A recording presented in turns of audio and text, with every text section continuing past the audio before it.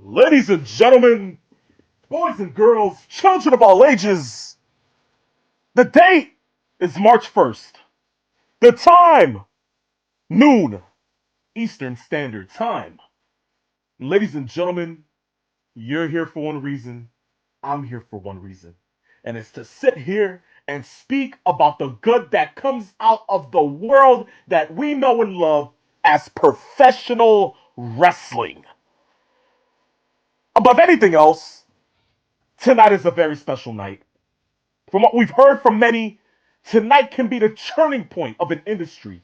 Tonight can be what sets forth precedence into WrestleMania season. Although the Royal Rumble has passed, ladies and gentlemen, we still have one way to go to get through WrestleMania. And that, my friends, is through the Elimination Chamber, which will take place tonight from a Rogers Center in Toronto, Ontario, Canada. But before all of that, 7 hours prior, you're here, I'm here, and ladies and gentlemen, boys and girls, children of all ages, welcome to episode 10 of the phenomenon known to mankind as Saturday afternoon's main event. If you don't know who I am, whether you are dumb, stupid, blind, or just plain irrelevant, I suggest you go back to school, go into your local library, get the biggest dictionary you can find, preferably Merriam-Webster, and look me up under the word phenomenal. Ladies and gentlemen, it is I, the phenomenal one, and here on Same, I'm not alone because, of course,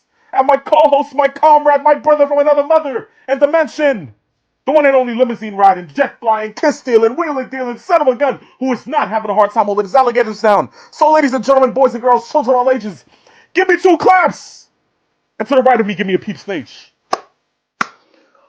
Woo! Yes, we are here in the house once again. Another great Saturday Absolutely. afternoon. Yes. And of course, we can't have a great Saturday afternoon without what? Three tenets. What are those three tenets? Laughs, Last. good times, Good time. and all the wrestling news possible. Yeah, Ooh, that's what we're going to be yeah. doing today. And it's another Well, road to another PLE. And that PLE you're absolutely right. leads to WrestleMania. But first, You're we got absolutely right. Chamber. And that's what we're going to be doing today, my friends. Exactly right. Peeps, how you doing? How you doing? How you doing? I am good. I'm feeling Randy. Yeah. Yeah, it seems like one of those days, but you know what? Throughout everything that Yes. goes on in the world of pro wrestling, there's one constant, and it's that every single Saturday afternoon, look towards whether you're on Twitch, whether you're on YouTube, whether you're on Twitter, look to know that the acronym that is same, titled Saturday Afternoon's Main Event, is, like Randy Savage would say, the cream of the crop. Oh, yeah. Let me Yes. stop. Ooh, Let me not, yeah. okay? Dig Yeah, it. okay. Good grief, peeps. Good grief. There But, you go. ladies and gentlemen, Like I said, there's a lot that we have to go ahead and get to today. There's a lot that we have in store for you guys. Look, without any further ado, let's go ahead and get right into it. Of course, like I said, you want to go ahead and follow us on Instagram. Follow us on Instagram at Saturday Afternoons _ main event. Follow us on TikTok if you would at Saturday Afternoons ME, and on Twitter at Saturday Main. We go ahead and look forward to going ahead and always posting the latest social media news and updates on whatever you guys may be wanting to go ahead and check out. But look, like I said, we have a show to get into. You know for a fact, once you hear this sound, it's time for one thing and one thing only. Peeps Nate, please, my friend, brace yourselves because, boys and girls, it is time. Wrestling. Crash Course. Peeps, okay? We're good. We're good. Okay. Just had to make sure. Now, look, ladies and gentlemen, boys and girls, children of all ages, look, here's the thing.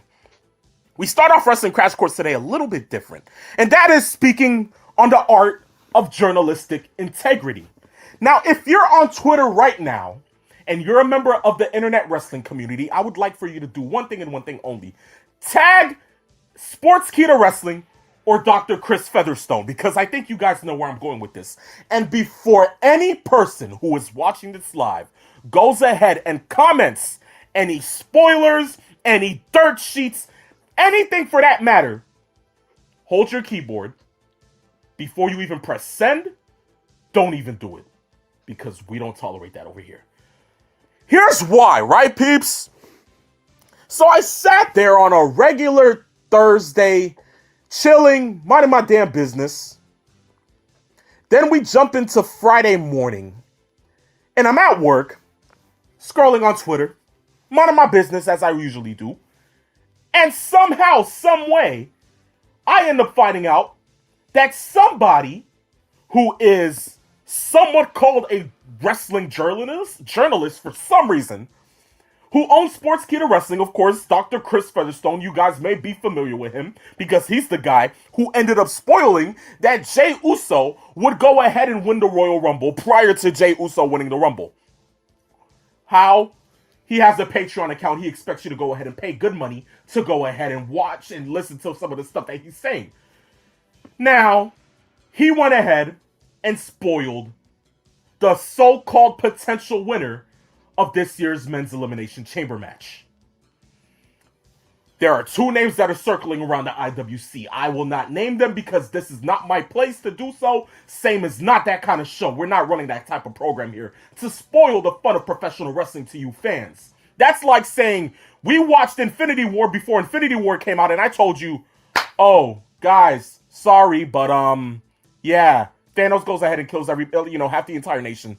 Yeah, whatever. Like that the end point, you'd have to go see the movie. Y'all would kill me. Case in point to a show like this, which has so many implications leading into WrestleMania. Why in the blue hell would you do something of that matter? Peace, I want to hear what you think about the situation and how you feel about these so-called wrestling journalists going ahead and spoiling things of this matter to fans of professional wrestling who don't want to be spoiled. Yeah, Floor is yours, Peace. Okay. This is something that we talked about over the last, say, 24 hours that we were going to have to talk about at some point. Yes. We have, as far as I'm concerned, the single greatest medium as far as something that fans can relate to in professional wrestling, an art form, something that the fans will unify over. And it doesn't make a difference, race, creed, religion, political affiliation, any of that. It unifies people in a way that a lot of other mediums don't do, or if they do it, they don't do it as well. This is something that we've talked about ad nauseum in the 4 years that we've been doing the show. So in the essence of that, we also know that there is a level of protection for the business that's supposed to be there. This is something that Jim Cornette champions probably to his last dying breath. He will champion that. And I agree with him on that. We also know that the professional wrestling business, because of a lot of things that have happened over the years, has kind of opened up what we would look at as wrestling, whether it is quote unquote legitimate sport or not. I think the wrestling fans over the last 25 years or so probably already hip to that, but don't care. because they want what they're looking at to be for Yeah. them the sport and art of professional wrestling. And I've been watching wrestling since I was 4. So that should tell you there's a lot of wrestling trivia knowledge and Yeah. things that You've go seen on a that lot. I've seen. We've also seen the evolution of those dirt sheets that come out. True. When you're a young kid and you have access to a phone and you want to know business thing that's going on, call this hotline and find out what's happening, who signed where. That was really, really big, especially in the 80s, late 80s, early 90s, and so on. Of course. But we also know the internet has actually changed that. But the thing that has not really changed are the wrestling journalists, those that wrote for The Wrestler, those who wrote for Pro Wrestling Illustrated, those that went for Inside Wrestling, those that did Wrestling 87, Wrestling 88, all of those magazines that then eventually evolved into the Pro Wrestling Torch, the Wrestling Observer, all of the websites that we go to and frequent that we look at for sort of a kayfabe ideology as to the description of storylines, but it's a tongue-in-cheek wink wink, we know, we kind of understand, but more or less it's gotten into the business aspect of it, who's leaving the company, why they're signing. So in that sense, there should be a baseline of journalistic integrity involved in reporting of news. Here's what I have an issue with, and this is something that you'll probably agree with. Why on earth, if you're going to pay X amount of money to watch a show, would you rely on somebody that is going to actually tell you what is going to happen before it happens and make you pay to even hear those predictions, so to speak, and then go out online and then spoil it for others? It makes zero sense at all, other than for somebody to go out there and make themselves bigger, to get themselves a name, to get themselves a buzz, and also to ruin the fun of other wrestlers and fans out there. This is probably partially a lot of reasoning why WWE hasn't done a WrestleMania overseas. Because if they were to live stream it at a certain time of the day, if they're going to keep it at a certain time instead of streaming it live, people are going to spoil it. I can go back to when SummerSlam happened in London. That was in 1992. That was on tape delay. The dirt sheets back then got the results. And if you wanted the results, you call up the phone and find out what's going on. So if you wanted it spoiled, you could do that. But other than that, you didn't have the internet around back then. So my question to you, how do you feel about this nonsense going forward, as far as certain people that are journalists ruining and spoiling the integrity of kayfabe, but more importantly, the integrity of the wrestling fan that is paying to be surprised and entertained by what they want to see without it being spoiled? No, in all honesty, peeps, I feel like you have to go ahead and start from the ground up. You know the term "cut the head off the snake." It all begins with WWE.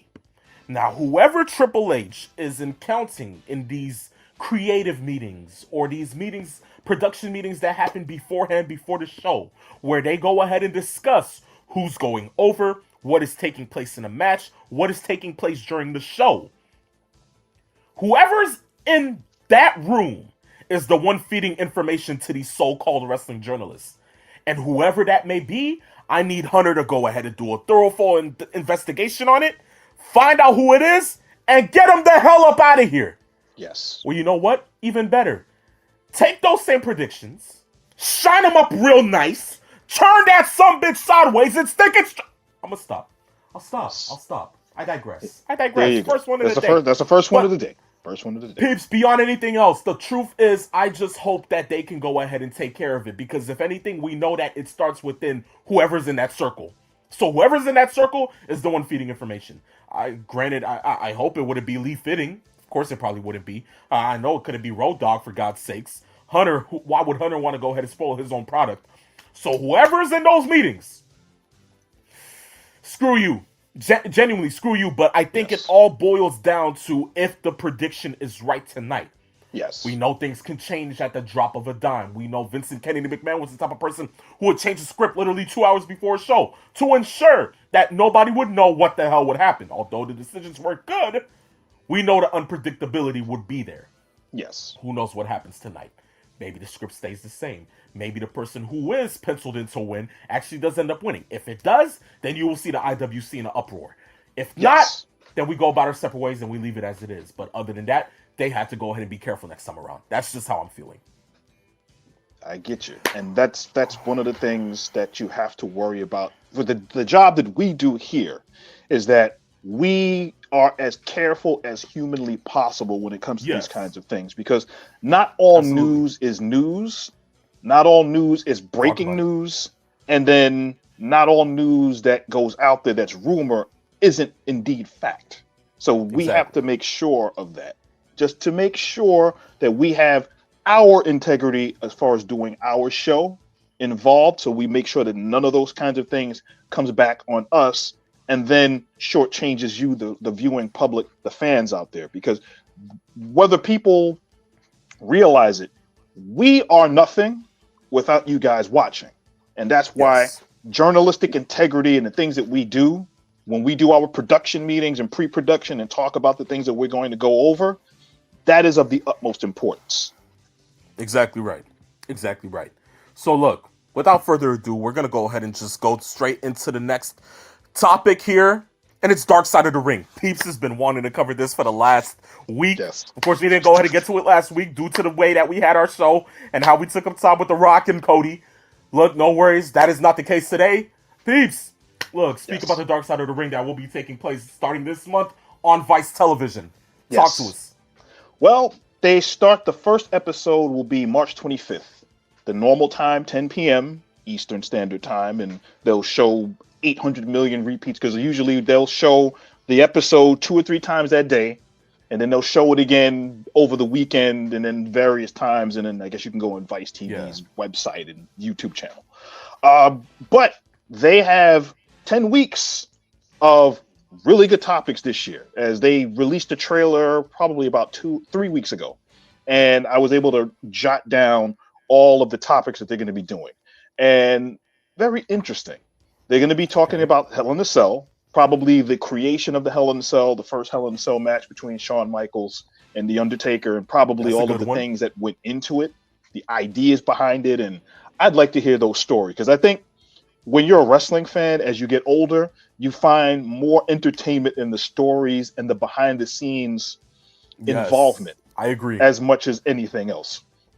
The the next one is they're going to be doing on Vader, which we Big Van love to see Vader. that. Well, that's a good Yes, one. Big That's a Van great Vader. one. Tony Atlas, which I'm sure in all of the decades that he's been in the business, and he's got lots of stories to tell, working in the WWF, WWE, being one half of the first African American tag team to tag team champions in the company's history. He was also there, unfortunately, in the locker room during Bruiser Brody's murder. So he's got lots of stories that they can hit on in that 1 hour that they talk about there. Absolutely. Ludwig Borga, interesting enough, who we know Wow. had a very interesting wrestling career, went Yeah, into of course. MMA. He went through a lot and was not a very good person, so to speak. They'll get on that as well. But he had a cup of coffee in the WWF at the time. Okay, four Billy for Jack four. Haynes, another good Five for story, which I five. know they're going to touch on. Yeah, that's going to be followed up by Hot Stuff Eddie Gilbert, the late Hot Stuff Eddie Gilbert, who we know they'll branch off a lot on. Superstar Billy Graham, who we eulogized last year, have Have mercy. mercy. Yes. So Yeah, we right. eulogize him. They're going to also talk about Daphne, which I think is going to be a very touchy Wow. Oh topic wow. that they're This is going to gonna be do. That's going to be Dark Side that. of the I Ring think getting that of all emotional. the stories out there, that's Ooh. probably going to be the one that tugs at the heartstrings the most, based Yeah, on that her one's gonna be background. emotional. Yeah, Yes, absolutely. very. They're going to talk about the original Sheik, Ed Farhat, who we know is the uncle of Sabu. We know he is one of the progenitors of what we today call hardcore wrestling. One of those guys that had one of the bloody feuds with him and Classy Freddie Blassie in the 60s in San Francisco. And I remember when I was old enough to know about the 60s and the 70s and saw wrestling magazines. Since you lived the 60s and 70s, what the heck are you talking about? Like, bro. Good grief. I'll shut up. To see all of the magazine covers that they would show pictures of the bloody feuds that they had, and especially with throwing him and another wrestler, John Tolos, who was also in there. And people that may not know who John Tolos is, he actually became Mr. Perfect's manager and called himself Coach, for those that don't know. Before he became Coach, that man was one of the most violent wrestlers as well. So maybe they'll throw something in there as well as that. And then the last topic, probably the most controversial, is Muhammad Hassan, Ed Carpani, who we all know. Good grief. Yes. Oh, Lord. The only time Jesus. a network canceled a wrestler. That is going to be very interesting. We do know why. I mean, Yes. I think we know why, because Vince was stupid enough to have the man show up with a whole bunch of Taliban members. Yes. Literally a couple of days after, like, the London bombings? The London bombings that happened in 2012 and had the audacity to use an angle that involved people. They weren't named what they were. We knew what the implication was. We know it was was the a Taliban bunch of men. peeps. Come on. Yes, exactly. There was a bunch of guys in masks, and they had piano wire, and they came in and tried to choke the Undertaker. And here's the crazy part: UPN, which was the network that SmackDown was on, it turned into the CW, right? it became the CW.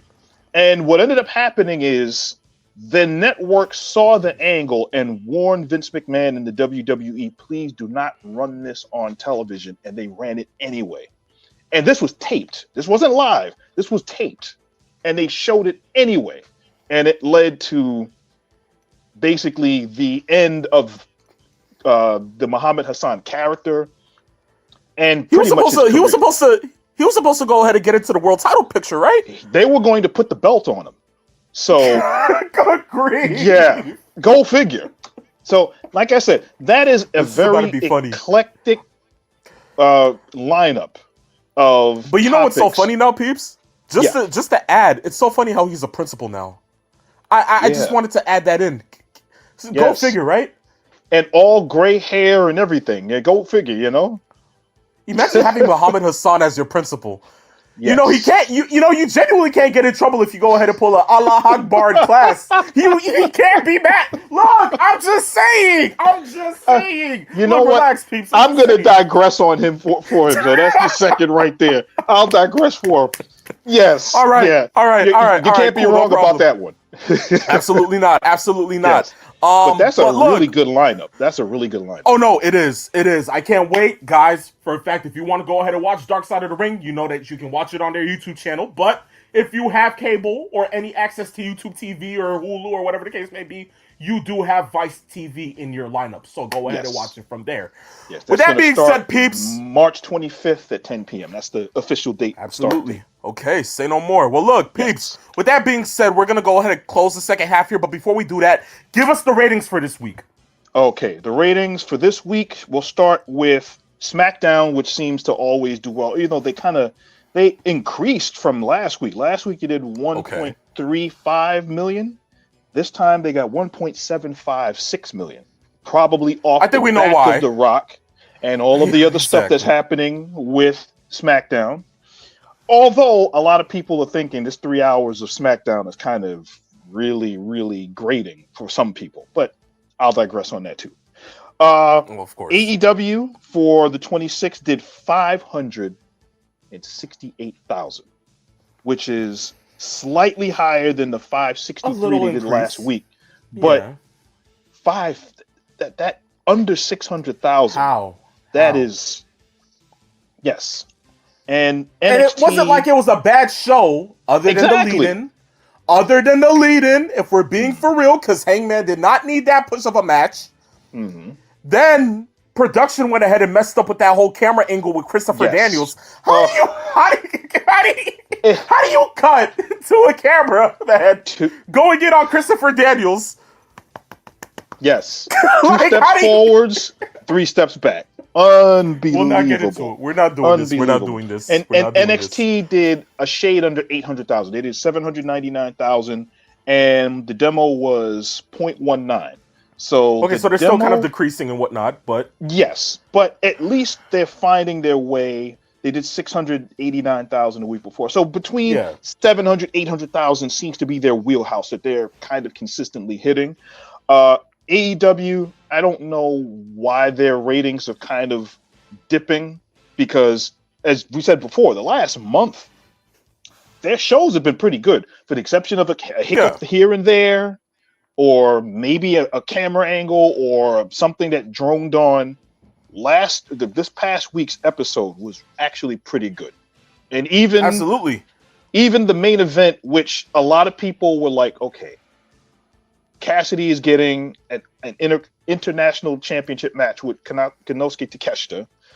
And it's not the fact that it was a bad match. It's the fact that people still cannot get over Cassidy's character, which a lot of people throw out there. Yeah, that's what a lot of people have. From wherever, weighing whatever, Yes. freshly squeezed. Yeah, I know. Yes, exactly. At least we don't have orange juice falling out of the sky like we did before a couple of years back. At least they're not shooting oranges out of a cannon. That's the truth, peeps. But I see a question from Jadenator Productions here. He says, what do you guys think of Ricky Saints? Real quick, peeps. Look, of course, the debut of Ricky Saints this past week on NXT television, going ahead and teaming up with, of course, Jesus, peeps, help me out here. Javon Evans. Ricky Saints in his tag match with Javon Evans. Javon Evans versus Ethan Page and Wes Lee. Yes. Peeps, beyond anything else, great showing from Ricky Saints. It seems like the crowd is behind him. Yes. Whatever it's going to be, this kid's going to be a star. I mean, it's not like we didn't know the kid was going to be a star, but I mean... And I love what they did in there. They have Page and Evans brawl and leave the ring and go off so that Ricky Saints can have his in-ring moment. And it worked. I don't have a problem with the name, as we talked about last week, because Ricky Saints, it goes to his New Orleans origin. He gets to, and besides, Ricky Starks is his real name anyway. So if anything happens between now and when he leaves the company, he can go back to using his own name. So Ricky Saints works. I like what they're doing with him. His promos are still good, and it's only going to grow. So I really enjoyed Ricky Saints on NXT. Absolutely, I agree with you, peeps. Well, look, from there, this marks the end of the first half of Same. When we come back, we're going to go ahead and get into our questions from last week and this week as well. And then, of course, our predictions for tonight's Elimination Chamber PLE. Yes. So, ladies and gentlemen, boys and girls, stay tuned. Do not go anywhere, because the second half of Saturday afternoon's main event is coming up next.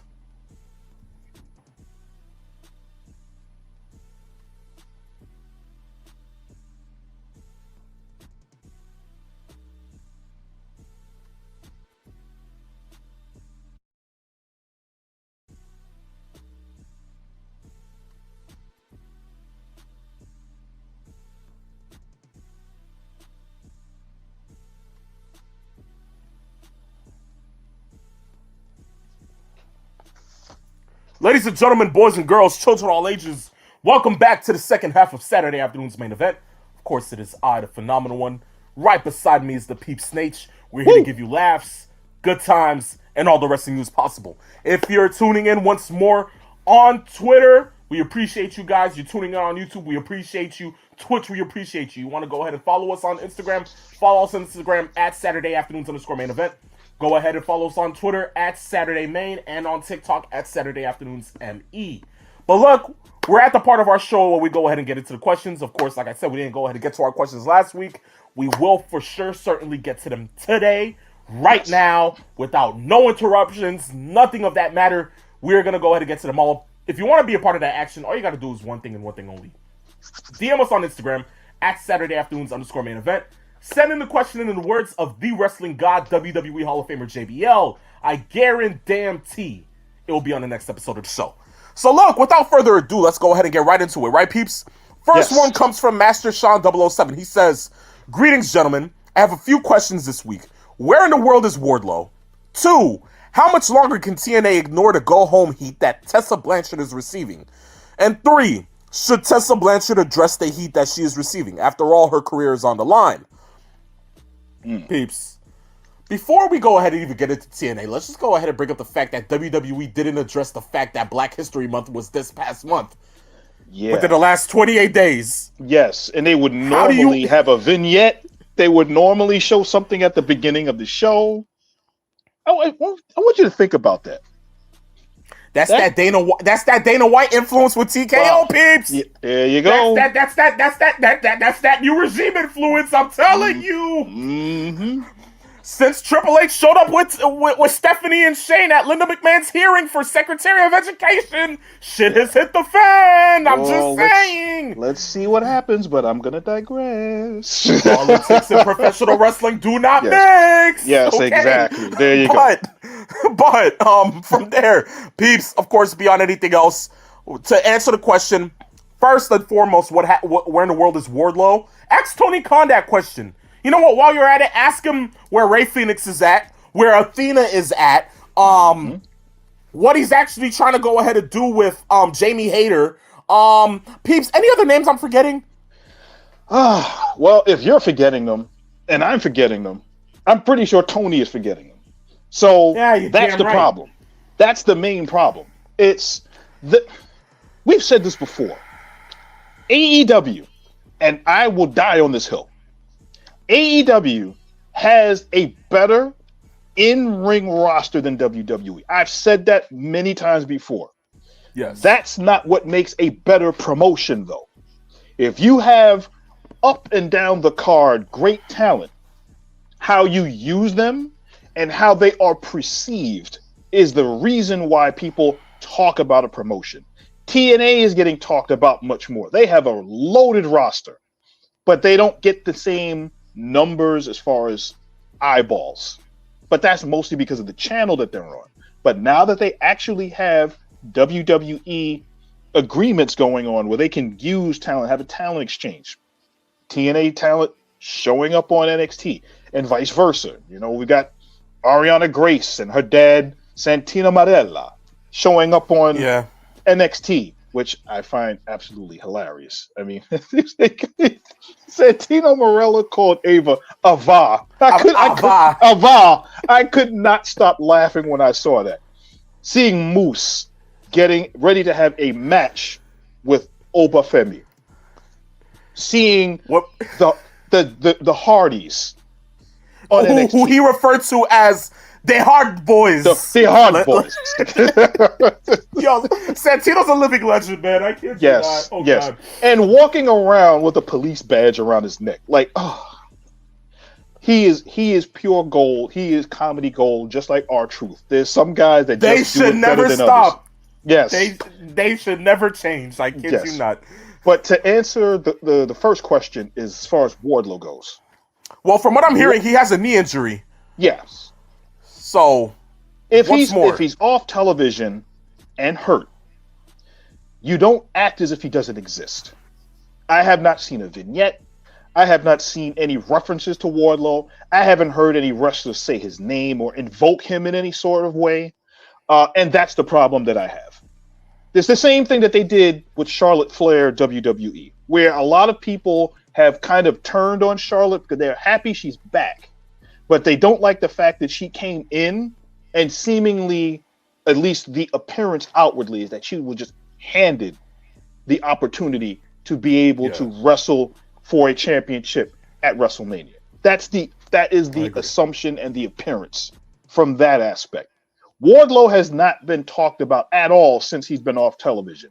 And he lost all of his organic push just because he's off TV. Probably the greatest organic push that any one wrestler in AEW has had in its 5.5 years that they've been around, and we heard nothing of it. You're right. At least CM Punk would get his name chanted. And in the same way, a lot of people did the same with Wardlow. We don't even hear Wardlow's name chanted anymore. It's almost as if he doesn't exist. That's true. That's true. Now, the second part of that question, which is what again? Just a brief... Oh, it would be, How should TNA go ahead and handle, how much longer can TNA ignore the go home heat Tessa Blanchard is receiving? And should Tessa Blanchard address the heat that she's receiving? Well, Yeah. You want to answer this first before I jump in it? before that, some bitch who has intellectual property called Christopher Morton, Mr. 411, would go ahead and introduce Blair Davenport into the equation as well. Aside from all of that, okay, Yes. screw your intellectual property, screw Blair Davenport, and screw Tessa Blanchard for a matter of fact. Now, when it comes down to Tessa Blanchard, how else should TNA go ahead and present this? If it came down to me, TNA should have never brought her back to begin with. They know she's a heat magnet. They know that the IWC is going to go ahead and not accept her. They know that they're going to go ahead and shit on her if it comes down to it. Why? Because it's known that she's racist. Let's be serious here. You know what? Easiest case in point to explain the Tessa Blanchard run in TNA currently. Peeps, are we forgetting that Jordynne Grace's last match in TNA was against Tessa Blanchard? Mm-hmm. Are we also forgetting that when the 3 count hit, Jordynne Grace got up, no-sold it, and exited the ring? Yes. What does that tell you pulled enough? An Austin Aries. That's what she did. What does that tell you enough about Tessa Blanchard? Mm-hmm. No one likes her. Mm-hmm. So TNA should have known. Look, if they just want controversy because they know that controversy creates cash in the mindset of an Eric Bischoff, then cool, run with that. But you have to understand that there are implications that you are going to suffer due to the fact that you have somebody like this on your television screen. Now look at it. WWE has Hulk Hogan. What happened when they put Hulk Hogan on a TV screen for Netflix? Mm-hmm. Do we see them airing real American beer ads as much as they were when the first Netflix, show started, right, peeps? Have they? No. You're right. They're learning. They're trying to go ahead and kind of get away from all of that. And then on top of that, you see there are certain wrestlers within the company that are even going ahead and crapping on Hogan. One per se is the chick magnet himself, Charles Montgomery Punk. There you go. Now, peeps, what does that tell you? TNA should learn from that. And when it comes to Tessa Blanchard, as much as I can't stand the woman, if she wants to go ahead and adapt that and continue on with her character the way that she can go ahead and continue on with it by being a racist, I say that's bad for business, not best for business. Because if you're going to go ahead and embrace the fact that you're racist, what's next? You're going to go ahead and tell Hogan to come back to TNA and be your manager? Babes. That's right, brother. Tessa Blanchard, brother. And if any TNA exec is listening somehow, some way in this world, you better not even go ahead and listen to me, because I was just BSing. If you actually do this, you're going out of business by next year. Don't do it. Just don't do it. I tell you, it's insane. The fact that, one, it wasn't addressed when she left. When she took the TNA World Championship, which was the Impact World title, and went to Mexico and never returned. I think that is part of the problem, is the lack of the transparency involved when you are a wrestler and there are receipts out there, most vocally from Chelsea Green, who spearheaded a lot of the voice of the voiceless, so to speak, of people that have been aggrieved by Tessa Blanchard, allegedly. You remember, you got to throw in the allegedly at the back of that. Allegedly. The problem is, in not allowing it to be addressed, you're running the risk of, as we've seen before, the fans hijacking the show. The fans are not stupid. The fans are much smarter than you give them credit for, and even more so, they are smarter in a lot of instances than the TV production will allow. And what I mean by that is, there are times when somebody is about to cut a great promo, and the fans, knowing who's in the ring and the timing and who's involved, they will hijack the show with certain chants. We heard the "she's a racist" chant numerous times. We heard a lot of that chanting, and it got louder and louder to the extent that when she tries to cut a promo, they go ahead and drown her out. What I will give her is the fact that she is professional enough now to try and work that into her heel character, as far as she knows she's not liked. She knows the locker room probably doesn't want her there. So she's using that in her character. And if you're going to put somebody on television that is going to be a villain, that's going to be that hated, they're going all in on it. The problem is you run the risk of alienating those same fans if this is not addressed at some point. You're absolutely right, peeps. I'm so sorry. Mr. 411 is chiming in, and I'm not going to say this verbatim, but it seems like he's pulling a Taekwon, and Taekwon, don't worry, I'm going to get to your comments in a second. But Christopher Borton just went ahead and said, Tessa Blanchard once dated Ricochet, so at least she likes black male genitalia. Oh, boy. Chris. Yeah. I digress. Yeah, there you go. Good grief. Taekwon, look, he says Peeps saw Lincoln wrestle to abolish slavery. He saw Harriet Tubman in a tag match. Oh my gosh. Good grief. Yeah, Peeps, he went off on you. Jesus, okay. He says, Tony gonna be sniffing white woman the toe jam. Good. Wow. You know what?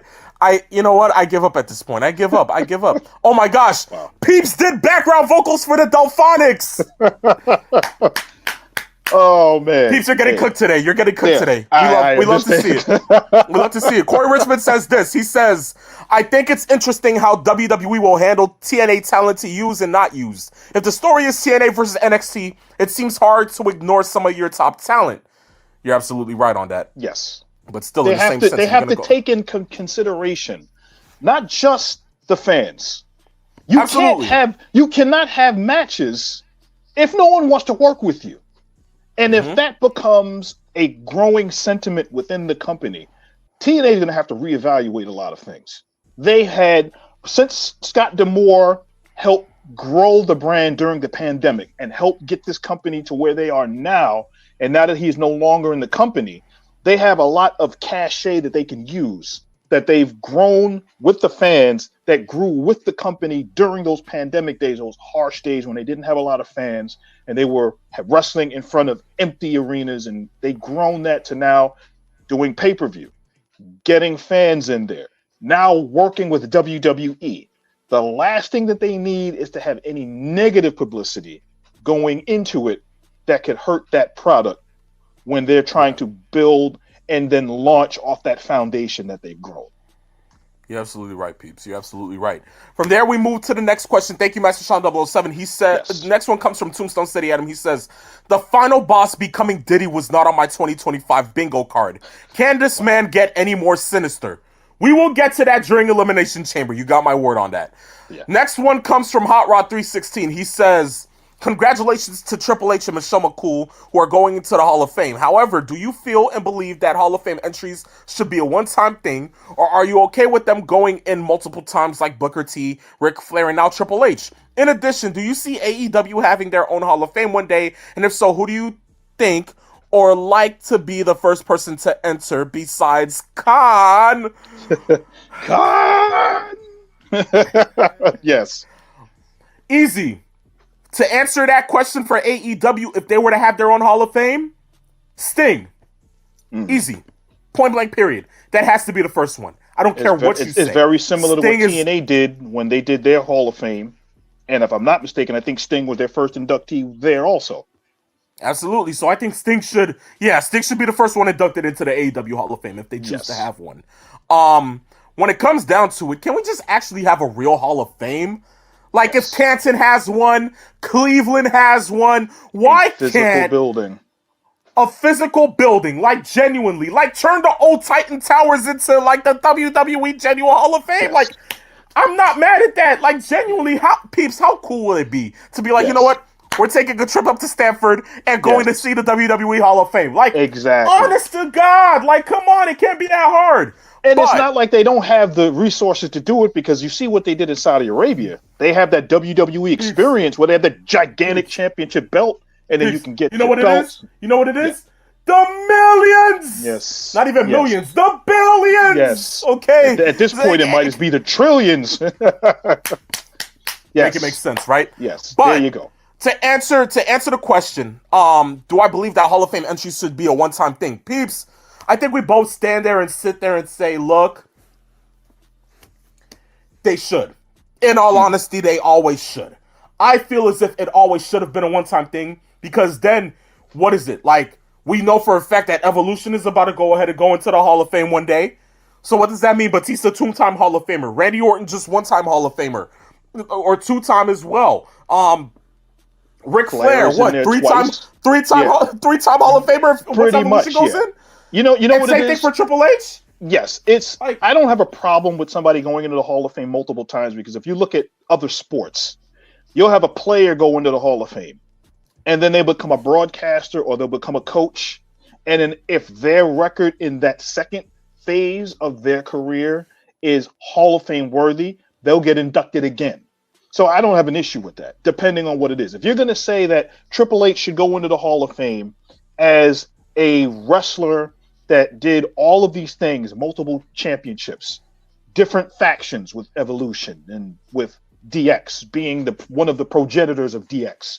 But then you're going to put him in the Hall of Fame for his executive work, for his creative work, for him helping the WWE on a business level. I got no problem with that either, because you're recognizing the different phases and aspects of that. Now, the only way that you say that person goes in once is if you know that person is no longer ever going to be involved in the business again when you put him in. So let's say Triple H retires, he's like 80 years old, and they never put him in the Hall of Fame.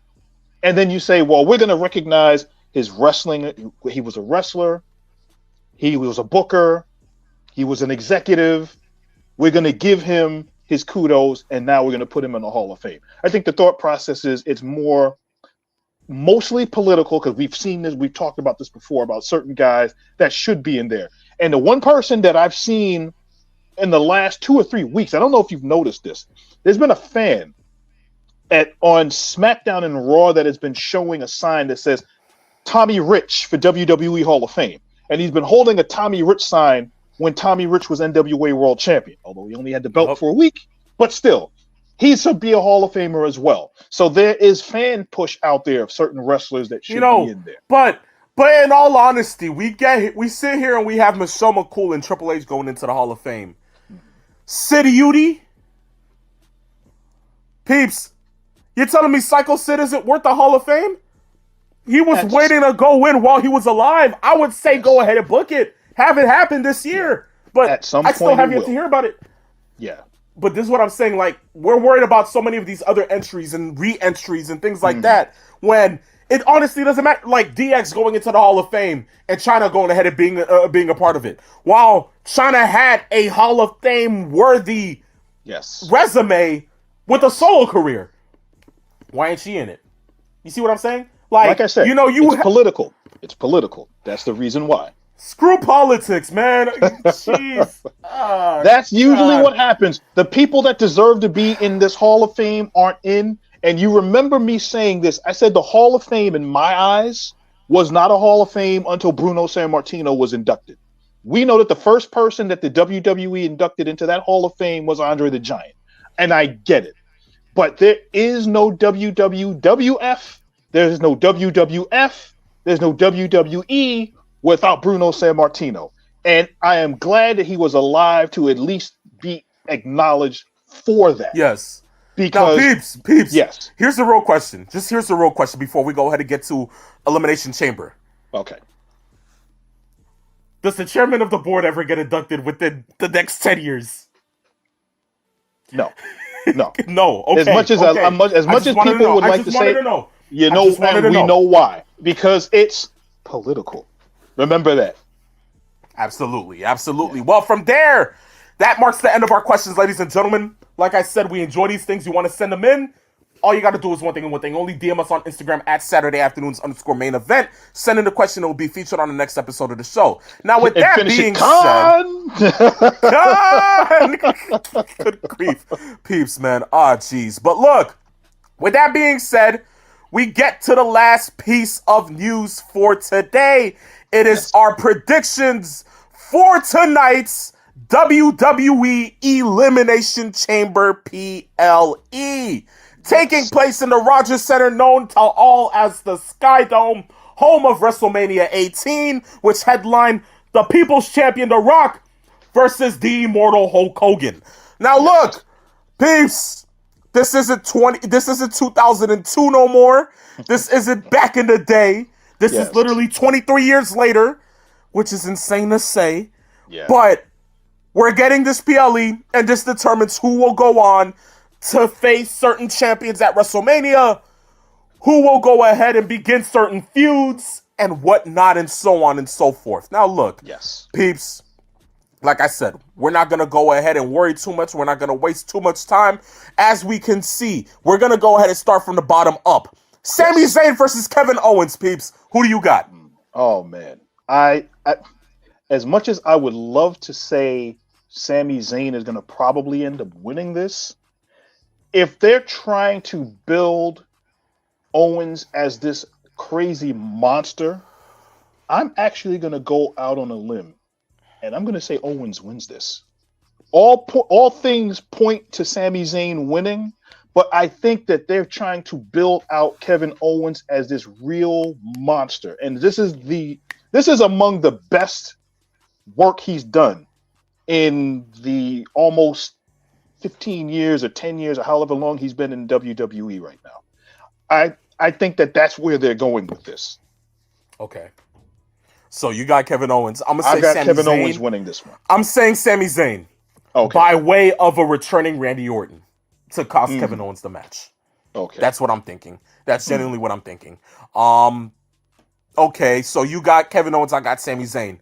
So that means we're going to be apart for this, peeps. Let's see who ends up going ahead and coming out the victor. Yeah, that's Next, a rarity. I think rarity, because we always usually agree. Yes. Now, Tiffany Stratton and Trish Stratus versus Nia Jax and Candice LeRae. I think we both know where this is going. Yes. Give me Tiffany and give me Trish. Yes. So it's Trish. We all know they're in Toronto. This is the fans. This match is the fans' match. So this is where it's going to happen. Absolutely. Which is still kind of shocking because Tiffany Stratton as a face still kind of bothers me. But you know what?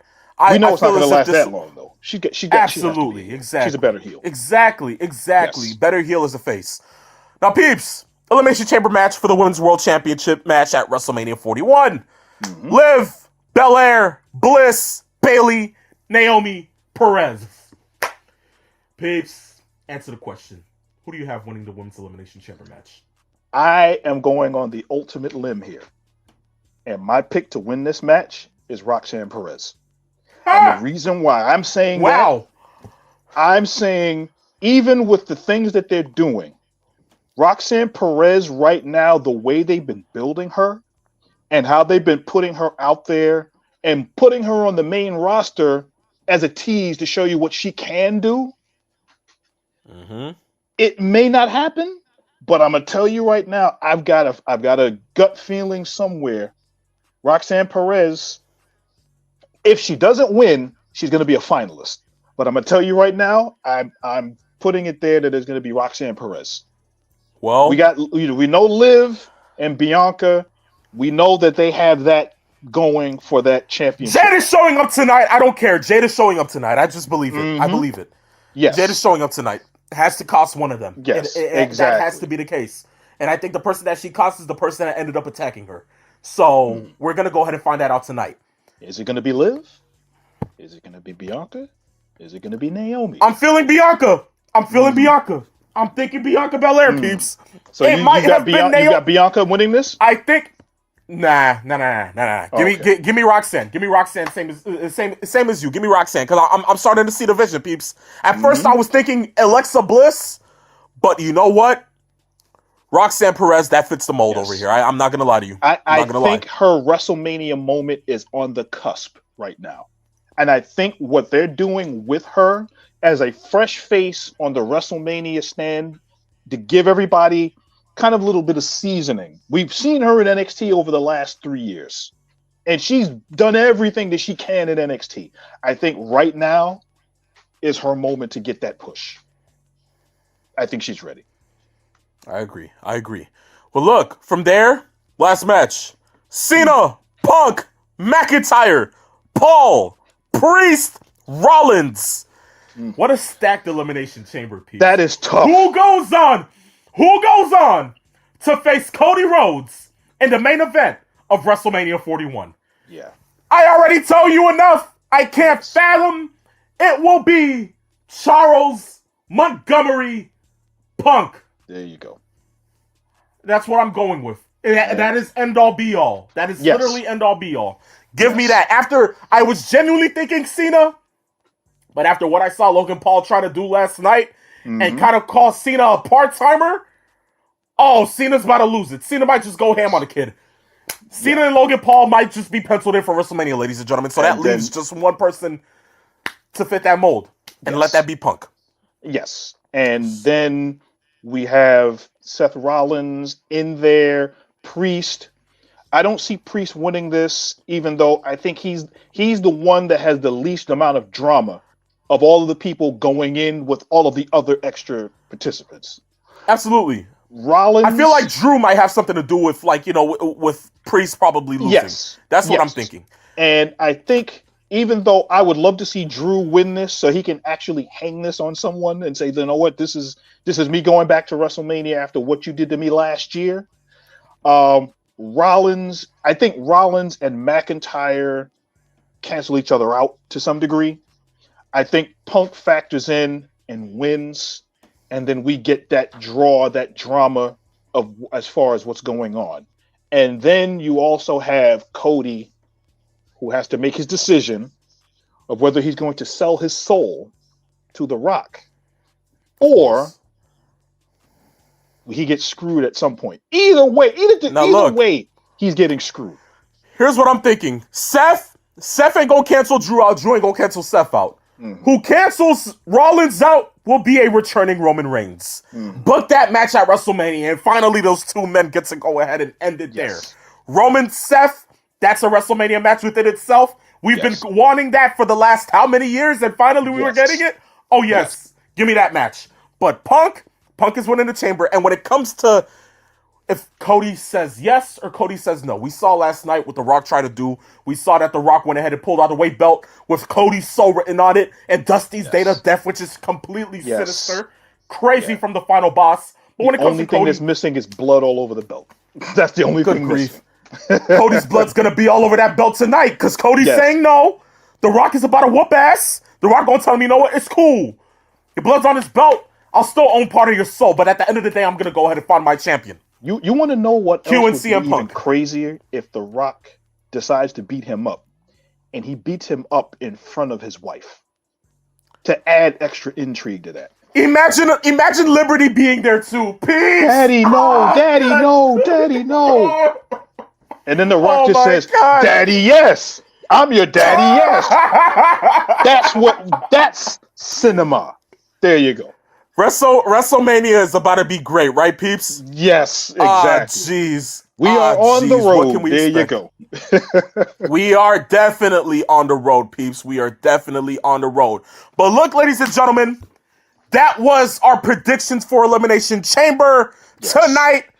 And that was the final nail in the coffin for today's Saturday afternoon's main event. Thank you for going ahead and listening to us, guys, for the full-on hour. Whether you were watching on YouTube, whether you were watching on Twitch, or whether you were watching on Twitter, we appreciate the love. We appreciate the support. Thank you, guys, for all of it. We hope to see you next week when all of these results come out, when we get to know what is the fallout from Elimination Chamber, and we hope to see what is going to be the new piece of wrestling news that we will get to go ahead and share with you guys next week. But with that being said, this is Saturday afternoon's main event, where I, the phenomenal one, and I, the Peeps Nate, where we came, we saw, and in the words of the great Paul Heyman, bring it home, peeps. We conquered. We conquered, ladies and gentlemen. See you next week for episode 11. I'm the phenomenal one. Alongside me is the Peeps Nate. This was Saturday afternoon's main event. Peace, love, and farewell.